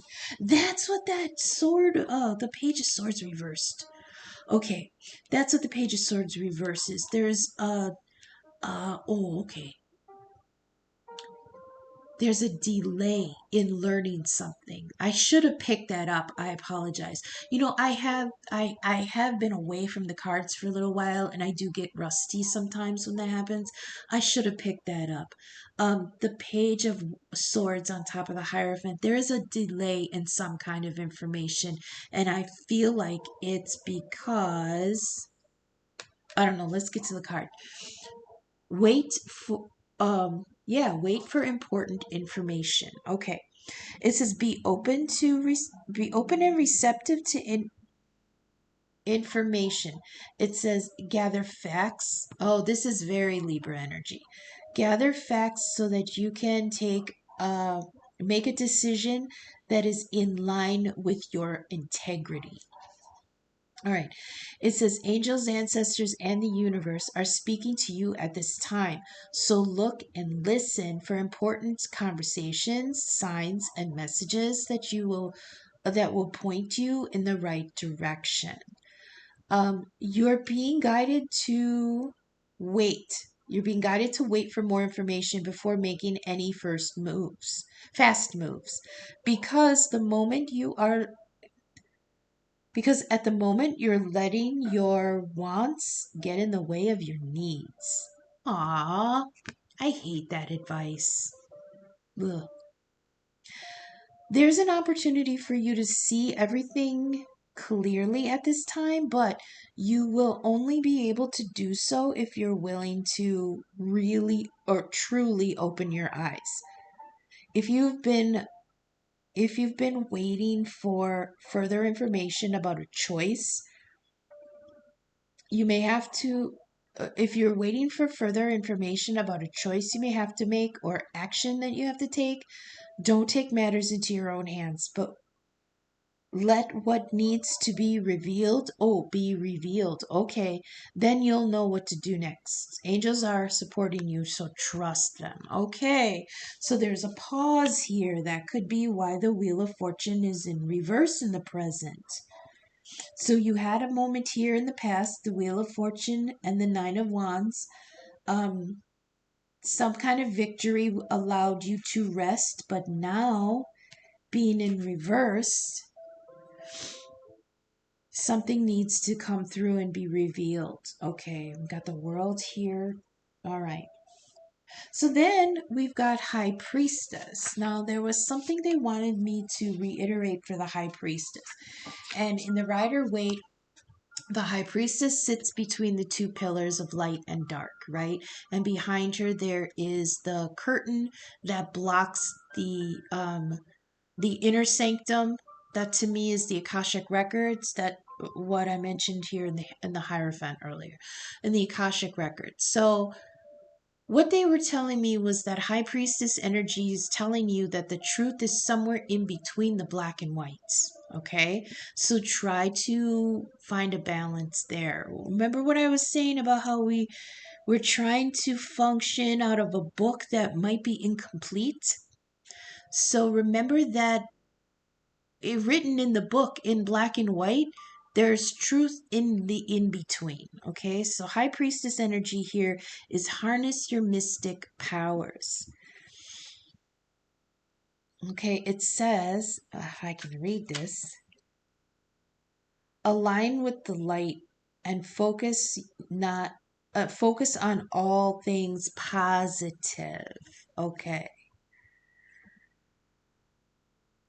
You are a mystic with the capacity to connect with energies that go beyond the human senses. That's that Pisces energy. Like I said, it's not very comfortable for us to be in. But once we get in there, it's almost like, yeah, I remember this place. Okay, especially now with the Grand Trine in water, meaning that even though those emotional, intuitive depths are overwhelming, once we get in there, we're okay. Do you ever like, okay, so they're showing me somebody who's like, I want to take a shower, but I don't want to be wet. Because right now you're dry and you're warm and you're comfy. But then when you get in the shower and you allow everything to wash it away, it's like, oh yeah, this is the truth. This is where I belong. The dry world out there, that's what's wrong. I don't want to be out there. I want to be in the hot shower forever. But it's like the transition is what makes it uncomfortable. It's like you going from the dry to the wet. That in between is gross. So I think this has to do with us trying to find, we're trying to remember that when we go into those depths, we can be um, comfortable there if we allow it. Let me try to find where I left off here. Sense of within you, there is a sense that a force of magic that is directed by your will. So we are in control of it. There's an opportunity for you to rise up at this time, but it requires dedication and discipline. Oh, I hate that. Don't we hate discipline? That's that Saturn Capricorn energy. Saturn in Pisces, and High Priestess is Pisces energy. So, talking about discipline in High Priestess functioning, that's that Saturn in Pisces right now. Discipline, where was I? You are being guided to look at what you're working on or at the situation before you and determine where your priorities lie. If you're unable to figure that out, you must use your intuition and discernment to focus on what will bring you closer to your goal and the happiness of everyone involved. When this card arrives, it's also important for you to check in with your intuition, as it will give you guidance that will be important for your growth. Okay, that's I believe is the eclipse energy, okay? Because the solar eclipse is when the moon eclipses the sun, or when the intuition eclipses the ego. And that's a tough one for us because we're very logical. So, but High Priestess here is telling us that, again, the truth is somewhere in between the black and white. And that's kind of where Libra likes to walk, in the in between, in the balance. When things are balanced, we can see the vantage. It's a beautiful vantage point because we can see clearly on both sides. If we're on one side or the other, then maybe we can't see as far as we should be. But that balance that High Priestess is showing us is that the truth is somewhere in between the black and whites. Okay, I hope that resonated, Libra. I hope this eclipse cycle is good. Oh, they wanted me to reiterate something I had told Virgo. Now, this solar eclipse is with the new moon, okay, which means it's the dark moon. Don't do any manifestation work yet. The dark moon is when the goddess rests. Okay? And the last thing that you want when you're trying to rest after manifesting all this from the previous cycle is when your kids want to pound on the door because they need something. Okay? Think of it at, do you want somebody pounding on the door when you're on your fucking period? No. You want them to make their damn sandwich for dinner, leave you alone. You're watching, your show. You've got a box of Cheez-Its and you just want to be left alone. Kids, make some mac and cheese and fend for yourself for a night or two. That's what the new moon energy is, the dark moon. So the goddess needs time to rest. So don't do any manifestation work just yet, because then it's like you're knocking on the door asking for some of her energy when she's in the energy of trying to replenish it for the new cycle. So if you're going to do any manifestation work, wait a couple days. I always give it like 3 days, okay? On either side. 3 days before, 3 days after, let the goddess rest. Okay. So, in maybe when the moon starts waxing, then you can start your manifestation work, and that'll come to fruition in the next full moon cycle. Okay, that's the last thing they wanted me to say. Thanks for sticking with me, you guys. This went over in oh my god, 2 hours. That makes sense. It's for two signs. So I will be back probably at the end of the week, maybe. Please feel free to leave a like. Please leave a comment. Please feel free to share. Really help me promote the channel. And please leave a donation if you can or if you want to. Thank you so much. Until I see you again later in this week. Okay, thanks. Bye.